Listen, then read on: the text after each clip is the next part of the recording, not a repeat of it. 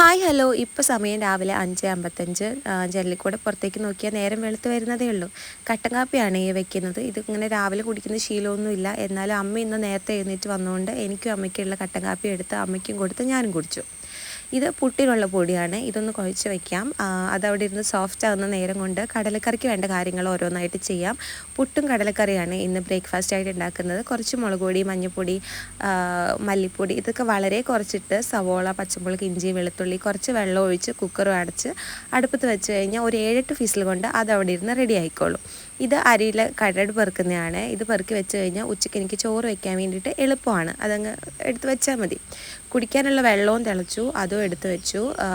കടല വെന്തപ്പം അത് അടുപ്പത്തു നിന്ന് മാറ്റിയിട്ട് മീൻ കറിക്കുള്ളത് റെഡി ആയിക്കൊണ്ടിരിക്കുകയാണ്. ഞാൻ ചെറിയുള്ളി ഇട്ടിട്ടാണ് മീൻ കറി ഉണ്ടാക്കുക. ഇഞ്ചി, വെളുത്തുള്ളി, സവാള, ചെറിയുള്ളി, പിന്നെ മുളക് പൊടി, മല്ലിപ്പൊടി, മഞ്ഞൾപ്പൊടി അതൊക്കെ ഇട്ട് നല്ലപോലെ മൂപ്പിച്ച് കടുക് പൊട്ടിക്കുമ്പോൾ അതിനകത്ത് കുറച്ച് ഉലുവ ഇടുവേ.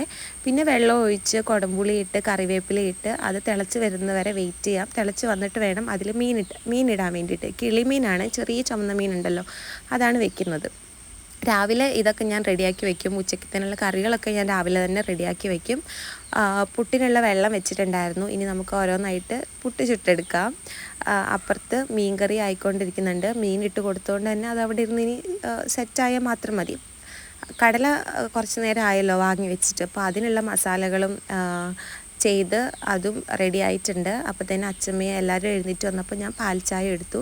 എനിക്കും അമ്മയ്ക്കും അച്ചമ്മയ്ക്കുള്ള പാൽ ചായ എടുത്തു. അവർക്ക് എല്ലാം കൊണ്ട് കൊടുത്ത് ഞാനും എടുത്ത് ചായ കുടിച്ചു. പുട്ട് ഓരോന്നായിട്ട് റെഡി ആയിട്ട് എടുക്കുന്നുണ്ട്. ഞാൻ ആവശ്യത്തിനുള്ളത് മാത്രം എല്ലാവർക്കും ഇത്ര എണ്ണം എന്നൊക്കെ കണക്കാക്കിയിട്ടാണ് ഞാൻ ഇതൊക്കെ ചെയ്യുക. ഇല്ലെങ്കിൽ വേസ്റ്റ് ആവത്തേ ഉള്ളൂ. ഒരു നേരം കഴിച്ചാൽ പിന്നെ വീണ്ടും അതെടുത്ത് കഴിക്കാൻ എല്ലാവർക്കും മടിയാണ്.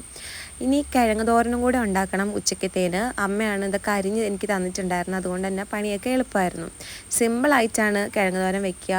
പച്ചമുളക്, സവോളയും കിഴങ്ങും മാത്രം ഇട്ടിട്ട് കടുകും പൊട്ടിച്ചിട്ട് ഇങ്ങനെ സിമ്പിളായിട്ട് വയ്ക്കുന്നതാണ് എനിക്കിഷ്ടം. കുറച്ച് നല്ലപോലെ വെന്ത് കിട്ടിയാൽ സന്തോഷം. പുട്ട് ഞാൻ കാസറോളിലോട്ട് മാറ്റി വയ്ക്കുന്നുണ്ട്. കുറച്ച് പൊടി ബാക്കി വന്നിരുന്നു. അത് ഞാനൊരു പാത്രത്തിലാക്കിയിട്ട് ഫ്രിഡ്ജിൽ വെച്ചു. രാവിലത്തെ പണികളൊക്കെ ഓൾമോസ്റ്റ് തീർന്നു. അപ്പോൾ അത്രയേ ഉള്ളൂ.